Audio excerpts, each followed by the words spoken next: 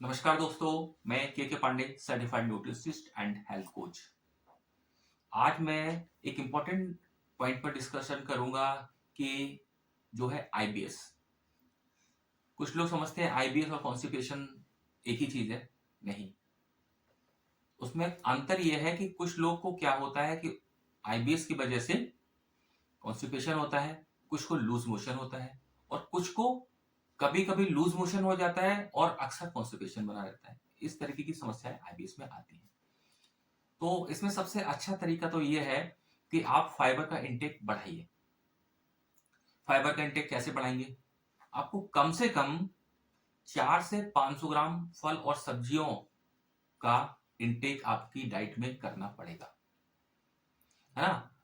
लोग करते क्या है कि सारी चीज कर लेंगे, दबा तो खा लेंगे, लेकिन अगर उनको बोला जाए कि फल और सब्जियां खाना है तो बहुत ही मुश्किल काम होता है और ये बहुत ही जरूरी है। फाइबर अगर आपकी डाइट में नहीं होगा तो आपको कॉन्स्टिपेशन की समस्या तो होनी ही होनी है।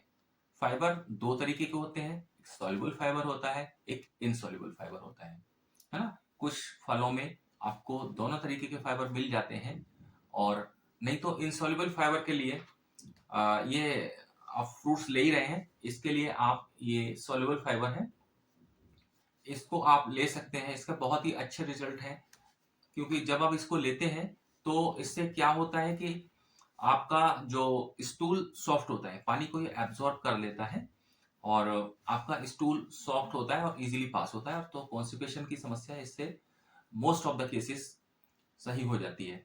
साथ में हम लोग इसमें प्री एंड प्रोबायोटिक भी देते हैं। ये आपकी आंतों में अच्छे बैक्टीरिया को बढ़ावा देता है और ये बहुत ही जरूरी है कि आपकी स्वस्थ आंतों के लिए अच्छे बैक्टीरिया आपकी आंत में रहें। इनका रेशियो 85 to 15 होता है। 85% लगभग होते हैं अच्छे बैक्टीरिया और 15% खराब बैक्टीरिया भी होते हैं।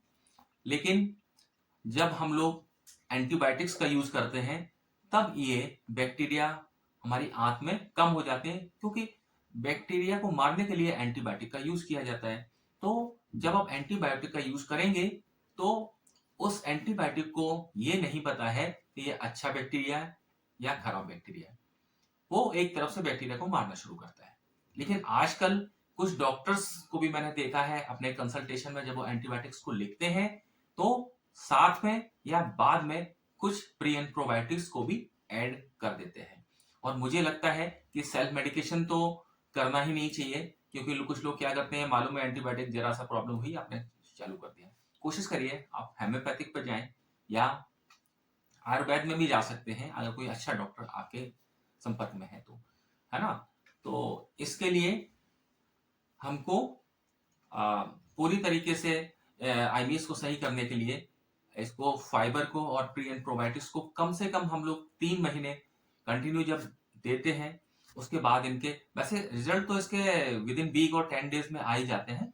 लेकिन उसको आज सही से बिल्कुल पूरी तरीके से अगर आपको सही करना है तो आपको कम से कम इसको 3 महीने एटलीस्ट देना ही चाहिए। और ये फाइबर अकेला आपका आईबीएस और कॉन्स्टिपेशन और समस्या में ही काम नहीं करेगा, ये आपके वेट को भी लूज करेगा, है ना। आपकी इंटेस्टाइन की हेल्थ को अच्छा करेगा।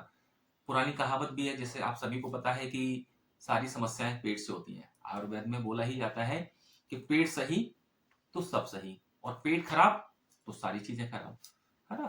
तो अगर आपको इसके लिए ये सप्लीमेंट अगर चाहिए तो मेरे पास ये उपलब्ध है, आप मेरे से संपर्क करके